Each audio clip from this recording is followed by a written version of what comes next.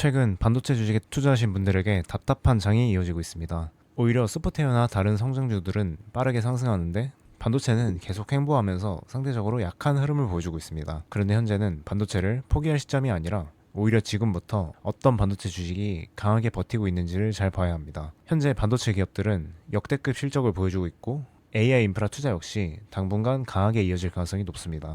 결국 지금 반도체의 상승을 막고 있는 것은 산업 자체의 문제가 아니라 미국 이란 전쟁, 원유 금리와 같은 매크로 변수라고 보고 있습니다. 이런 문제가 해결되기 시작하면 반도체는 생각보다 훨씬 빠르게 다시 상승할 수 있습니다. 그리고 중요한 건 모든 반도체 주식이 똑같이 움직이고 있는 게 아니라는 겁니다. 반도체 지수가 횡보하는 지금도 훨씬 강하게 버티고 있는 주식들이 있습니다. 보통 이런 주식들이 지수가 다시 상승할 때 가장 먼저 그리고 가장 강하게 움직입니다. 그래서 이번 영상에서는 현재 주목해야 할 반도체 주식들을 빠르게 정리해 보겠습니다. 먼저 반도체 지수부터 간단하게 보겠습니다. 최근 반도체 지수가 다른 지수에 비해서 상대적으로 약한 것은 사실입니다. 하지만 현재 흐름만 가지고 반도체 사이클이 완전히 끝났다고 볼 수는 없다고 생각합니다. 현재 반도체 지수는 단기적으로 이 저항선을 돌파하는지의 여부가 가장 중요하다고 생각합니다. 현재 반도체 지수는 큰 하락 이후 어느 정도의 베이스 과정을 거치고 있다고 생각을 하고 있고, 이 저항선을 확실하게 돌파하는 흐름이 나온다면 전체적인 차트의 흐름이 다시 상승 흐름으로 바뀔 수 있는 가능성이 높아진다고 보고 있습니다.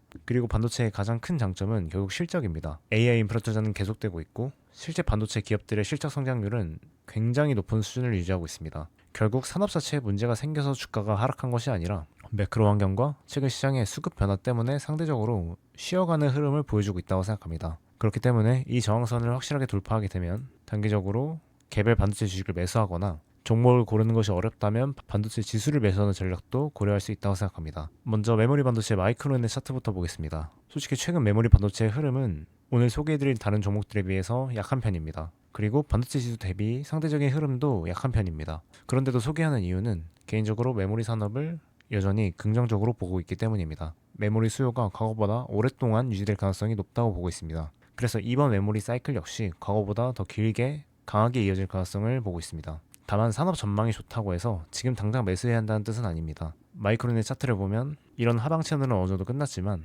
반도체 지수와 마찬가지로 이런 베이스를 만드는 과정이 있다고 보고 있습니다. 현재는 이런 하방 저항선을 돌파한지의 여부가 가장 중요하다고 보고 있고, 반도체 지수의 흐름 변화와 함께 이런 메모리 반도체 개별 종목에서도 돌파가 확인됐을 때 매수해도 전혀 늦지 않다고 보고 있습니다. 샌디스크도 간단하게 한번 보면 마이크론과 비슷하게 하방 채널이 이어지다가 베이스를 만드는 과정에 있다고 보고 있고, 22평선을 확실하게 돌파하고 이런 저항선까지 돌파하는 움직임이 나와야 긍정적인 흐름을 기대할 수 있어 보입니다. 다음 주식은 델입니다. 델은 최근 반도체 주식 중에 정말 강한 주식이라고 여러 번 소개드렸던 종목입니다. 차트를 보면 방금 소개드린 메모리 반도체나 반도체 지수에 비해서 왜 계속 델을 많이 언급드렸는지 알 수 있습니다. 반도체 지수가 조정을 받고 횡보하는 동안 델은 오히려 정고점에서 박스권을 유지하고 있습니다. 그리고 최근까지도 정고점 돌파를 계속 시도하고 있는 흐름입니다. 현재 반도체 관련 주식 중에서는 가장 강한 주식 중 하나라고 생각하고 가장 우선적으로 고려해도 될 만한 주식이라고 보고 있습니다. 델은 과거에는 전형적인 가치주에 가까운 평가를 받던 기업입니다. 하지만 최근 데이터 센터 투자와 AI 서버 수요가 빠르게 증가하면서 기업의 성격 자체가 조금씩 달라지고 있습니다. 이제는 단순히 가치주의 성격이 아니라 AI 인프라 성장에 수혜를 직접적으로 받을 수 있는 기업으로 평가받을 수 있다고 보고 있습니다. 매수 전략은 크게 두 가지입니다. 현재 이 전고점을 확실하게 돌파하는 흐름이 나온다면 추세 추종 관점에서 이 돌파 구간은 상당히 정석적인 매수 포인트라고 생각합니다. 그렇기 때문에 돌파하게 되면 매수하고 손절을 잡는 전략을 세울 수 있습니다. 반대로 돌파 매수가 부담스럽다면 현재 10일과 22평선을 깨지 않고 흐름이 유지되고 있기 때문에 이런 근처에서 매수하는 전략도 충분히 고려 가능하다고 생각합니다. 이런 여러 전략이 있기 때문에 본인의 투자 성향에 맞춰서 선택하시면 될 것 같습니다. 그리고 같은 산업군에서 HPE라는 주식이 있는데 이 주식 역시 델과 비슷한 흐름으로 베이스를 잘 만드는 과정이 있습니다. 현재 12평선을 타고 올라오고 있기 때문에 12평선 근처에서 매수를 고려하는 전략이 가장 안전한 매수 전략이라고 보고 있습니다. 다음은 반도체 장비 쪽입니다. 먼저 에어르 시스템입니다.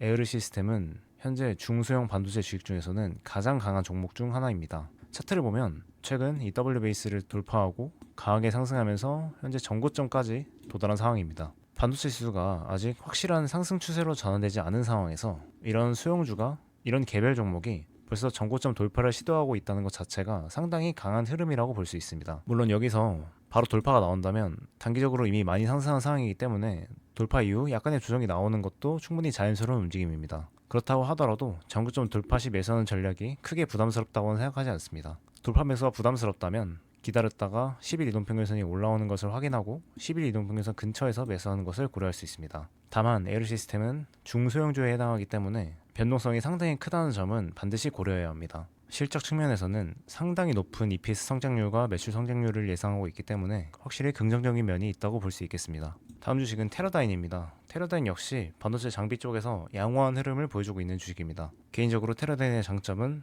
차트 흐름과 실적이 모두 괜찮다는 점이라고 생각합니다. 현재 양호한 흐름을 보여주고 있고 실적 성장률 역시 상당히 좋은 기업입니다. 트레이딩 관점뿐만 아니라 장기적인 관점에서도 긍정적으로 보고 있습니다. 그리고 방금 소개드린 에어리 시스템보다 시가총액이 큰 중대형주에 속하기 때문에 상대적으로 안정적인 움직임을 기대할 수 있다는 것도 장점입니다. 현재 이런 하락 이후 저점 고점이 높아지는 채널이 형성되고 있다고 보고 있기 때문에 이런 채널의 하단 부근에서는 매수를 고려할 수 있는 구간이라고 생각하고 있습니다. 다음 주식은 온투입니다. 온투 역시 최근 실적 발표 이후 상당히 좋은 흐름을 보여주고 있습니다. 현재 차트만 비교한다면 방금 소개드린 테라다임보다 오히려 온투의 흐름이 조금 더 강하다고 생각합니다. 대신 테라다임보다 시가총액이 작기 때문에 변동성이 더 큰 편입니다. 그래서 조금 더 안정적인 투자를 원한다면 테라다임, 그리고 테라다임보다는 조금 더 공격적인 투자를 원한다면 온투를 고려하는 방식으로 접근해도 괜찮다고 생각합니다. 다음은 CBRS 세레브러스입니다. 웨이퍼 관련 중소형 팹리스 반도체 기업이고 실적 성장률이 상당히 뛰어난 주식 중 하나입니다.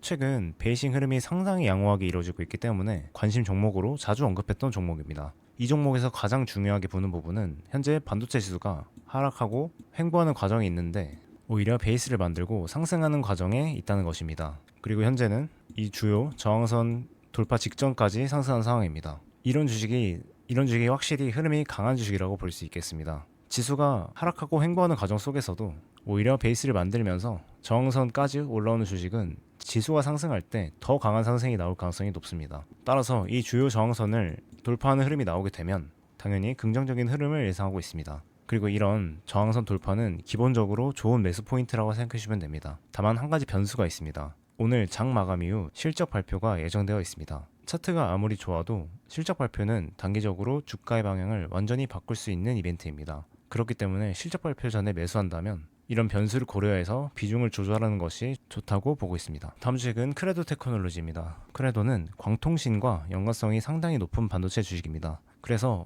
루멘텀이나 코이런트 같은 광통신 관련 주식들과도 어느 정도 움직임을 같이 하는 모습을 보여주고 있습니다. 최근 광통신 주식들이 강한 흐름을 보여주고 있는데 크레도 역시 비교적 강한 흐름을 유지하고 있습니다. 그리고 실적 발표도 다음 달 초에 예정되어 있기 때문에 당장 실적 발표에 대한 리스크가 크지 않다는 것도 장점이라고 볼 수 있습니다. 차트를 보면 현재 단기적으로 이런 채널 안에서 움직이고 있습니다. 그렇기 때문에 10일 이평선 근처에서 매수하거나 이런 채널의 하단 부근에서 매수하는 것이 일반적으로 안전한 전략이라고 봐주시면 되겠습니다. 크레도는 워낙 높은 실적 성장률로 유명한 기업이기 때문에 이미 알고 계신 분들이 많으실 텐데 이런 실적을 고려했을 때 단기적인 관점뿐만 아니라 장기적인 관점에서도 긍정적으로 보고 있는 주식이라는 점은 참고해 주시면 되겠습니다. 마지막으로 정말 소형주이지만 아주 좋은 차트 패턴에 있는 주식 하나를 소개해 드립니다. 오리온 에너지 시스템 OESX라는 주식입니다. 큰 차트 흐름부터 보여드리면 아주 큰 하락, 횡보 기간이 대략 3년 반 정도의 아주 긴 횡보,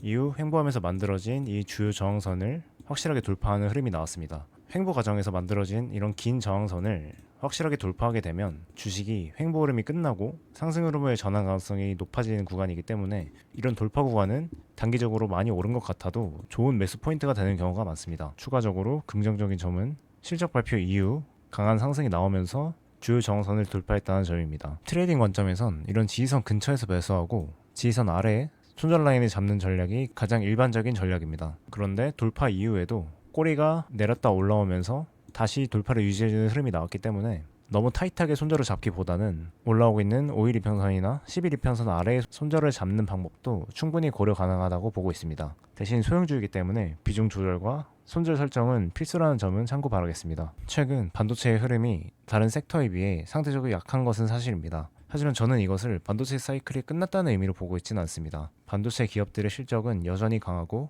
AI 인프라 투자 역시 지속되고 있습니다. 결국 현재 반도체 주식들의 상승을 막고 있는 가장 큰 요인은 산업 자체의 문제가 아니라 매크로 환경이라고 생각합니다. 앞으로 미국 이란 전쟁 관련 긴장 완화, 원유 가격 하락, 금리 안정 같은 변화가 나타나고 동시에 반도체 지수가 앞에서 말씀드린 흐름대로 흐름 변화가 보인다면 분위기가 생각보다 빠르게 바뀔 수도 있다고 보고 있습니다.